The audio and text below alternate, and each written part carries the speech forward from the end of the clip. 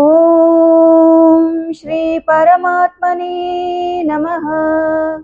శ్రీమద్భగవద్గీత. భగవద్గీత 6వ అధ్యాయము 31వ శ్లోకము. సర్వభూతస్థితం యో మాం భజత్యేకత్వమాస్థితః సర్వథా వర్తమానోపి సయోగి మయి వర్తతే. భగవంతుని యందు ఏకీభావస్థితుడైన పురుషుడు సర్వభూతముల యందును ఆత్మరూపముననున్న సచ్చిదానంద ఘనవాసుదేవుడనైయున్న నన్ను భజించును. అట్టి యోగి సర్వథా సర్వ వ్యవహారముల యందు ప్రవర్తించుచున్నను నాయందే ప్రవర్తించుచుండును. జై శ్రీకృష్ణ.